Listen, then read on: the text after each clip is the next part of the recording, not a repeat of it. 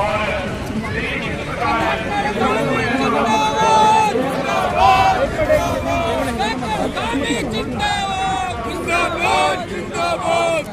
की परछाई है, मोदी की परछाई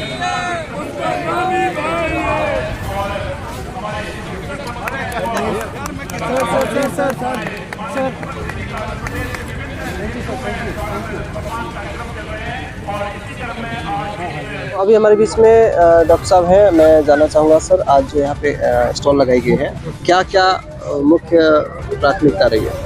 आज जो यहाँ पर लोहिया हेड ग्राउंड पर दिनांक 3 दिसंबर 2025 को माननीय मुख्यमंत्री उत्तराखंड सरकार के मुख्य आतिथ्य में जो यहाँ पर पन्नागर विश्वविद्यालय के द्वारा एक कार्यक्रम आयोजित किया जा रहा है।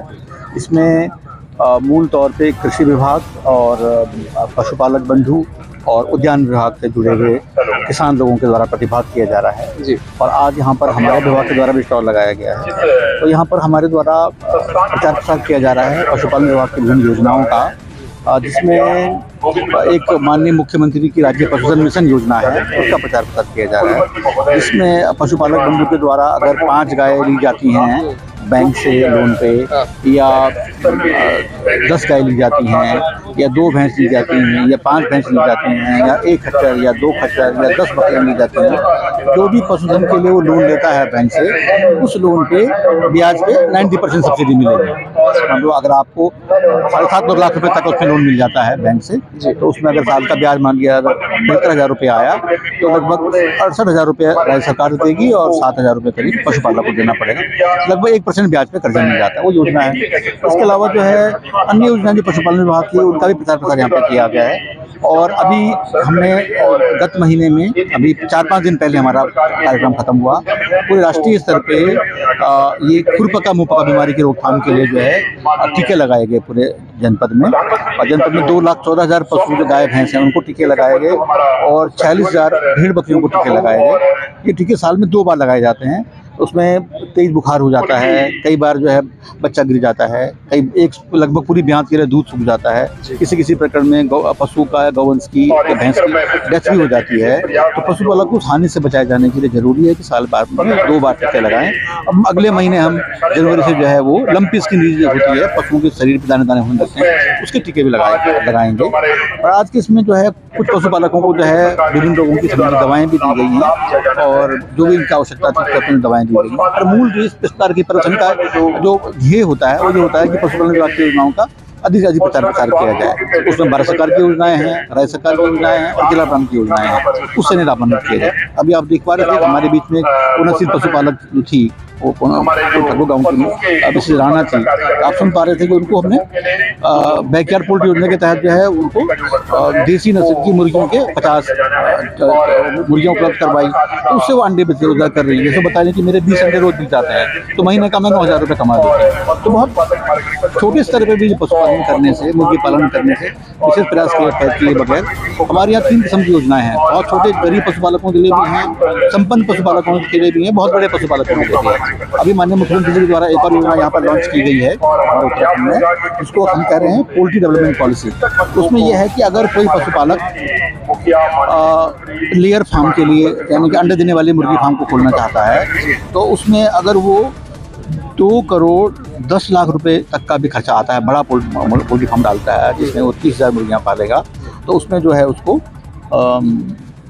63 लाख रुपए तक जो है सब्सिडी राज्य सरकार 30% देगी मूल पे। ऐसे अगर कोई हमारा मुर्गी पालक जो है वो 10,000 मुर्गी का अगर कोई बॉयलर फार्म पालता है, जहाँ पे वो हैचरी भी डालेगा और जहाँ पर वो चिक्स बना के बेचेगा, जिसको हम बॉयलर पेरेंट फार्म कहते हैं, तो उस कंडीशन में जो है उसके पास अगर 4 एकड़ ज़मीन है तो उस कंडीशन में उसको जो है वो लगभग जो है हम ये लगाते हैं उसमें अधिकतम उसमें 54 लाख रुपये तक की सब्सिडी मिलेगी। और योजना वो होगी वो 1 करोड़ 80 लाख रुपए की होगी। तो एक बड़े पशुपालकों के लिए है। इस तरह से भारत सरकार की कई सारी स्कीमें हैं जिसमें बड़े पशुपालकों को लाभ मिल पाता है। राज्य सरकार की स्कीमें भी हैं, तो अनेकों योजनाएं हैं। जो जैसा पशुपालक आ रहा है, जो जैसी डिमांड होती है उसको इस प्रकार से हम कम्युनिकेट करते हैं। बात कहें तो जैसे कि यहाँ पे खटीमा क्षेत्र में अगर कहें तो जो गरीब है वो ज़्यादा है, वो अगर वो पशुपालन की इस लोन योजना में शामिल होना चाहते हैं तो वो नहीं हो पाते। और उसका क्या रीज़न है? क्या ये जो भैंस पालन है इसमें क्या गरीब लोगों को भी मिलेगा लोन? देखिए, इसमें ऐसा है कि जो हमारी इसमें शर्तें क्या है? देखिए, इसमें लोन योजना में इसमें ऐसा है कि जो पशुपालक, इसमें जो भारत सरकार की पॉलिसी है उसको एक बनाया, किसान क्रेडिट कार्ड बनाया है, ठीक है क्या? तो उसमें 1,60,000 रुपये तक भारत सरकार के वित्त मंत्रालय की पॉलिसी है और राज्य सरकार की भी वही पॉलिसी है। 1,60,000 रुपये तक उसको जो है बैंक से अगर लोन लेता है तो उससे कोई भी प्रॉपर्टी गिरवी नहीं रखनी है, उसकी गारंटी राज्य सरकार को होगी। उससे ज़्यादा अगर लोन लेना होगा तो उसके ऊपर प्रॉपर्टी गिरवी रखनी पड़ेगी। लेकिन जो भी पशुपालक किसी बैंक से कोई भी लोन लेगा वो डिफॉल्टर नहीं होना चाहिए। अगर वो डिफॉल्टर होगा, पूर्व उसने कभी कोई लोन लिया होगा, क्योंकि आजकल कोई भी लोन देने से पहले उसका सिविल चेक करते हैं। तो आप कितने बड़े आदमी हो, आप डॉक्टर इंजीनियर भी होंगे, अगर आपका सिविल खराब होगा तो आपको फिर लोन नहीं मिलेगा, या मिलेगा तो बहुत महंगी दरों पे मिलेगा। पशुपालक को तो लोन मिलता ही नहीं, तो उसी को मिलता है जो कि डिफॉल्टर नहीं होएगा, तो जरूर उसको दे रहे हैं। इतना जरूर होता है। लगभग ज्यादातर बात कहें तो गरीब इस लाभ योजना से वंचित रह जा रहे हैं, इसका क्या कारण है? ऐसा तो नहीं कहेंगे हम। एक तो जागरूकता की कमी है और धीरे धीरे करके परिवर्तन आ रहा है। मैं आपको बताऊं, पिछले साल तक हमारे पास इसी CM SLM योजना में जो है पिछले से पिछले साल तक 1 करोड़ रुपये थे। 1 करोड़ में से केवल 2 लाख रुपये खर्च हुए। उससे पहले साल 54 लाख रुपये थे। बिहार में केवल 1 रुपये भी खर्च नहीं हुआ। पिछले साल हमने 68 लाख रुपये खर्च किए। इस साल हमारे को 1 रुपये कम पड़ रहा है। बढ़ रही है स्कीम आगे, और सारी वो ऐसे पशुपालक हैं जो 1 लाख लोन ले रहे हैं, 2 लाख ले रहे हैं, 3 लाख ले रहे हैं, 5 लाख, मतलब ऐसा नहीं। वही उन्हीं की योजना है जो कि उन्नतशील पशुपालक हैं, जो कि धीरे धीरे करके काम शुरू कर रहे हैं। मतलब एक आपका कहना है कि गरीब व्यक्ति भी इस योजना का ले सकता है, बशर्ते ईमानदारी से मेहनत करेगा, वो उसी योजना में पैसा लगाए जिसके लोन लिया और डिफॉल्टर ना हो, ठीक है। बाकी समय समय पर पशुओं का टीका करवाए, बीमार पड़े पशु डॉक्टर से इलाज करवाए, अच्छी नस्ल के पशु को रखे। हमारे यहाँ की भी एक स्कीम चल रही है, सेक्स सॉलिड सीमेंट से कृत्रिम गर्भाधान। उसमें यह है कि बच्चे ही पैदा होंगे, 100 में से 92 बच्चे ही पैदा होंगे, बच्चे नहीं पैदा होंगे। ऐसा है? आप देखा, वो 900 रुपये की टेक्नोलॉजी है, अमेरिका से टेक्नोलॉजी इम्पोर्ट करके लाई सरकार।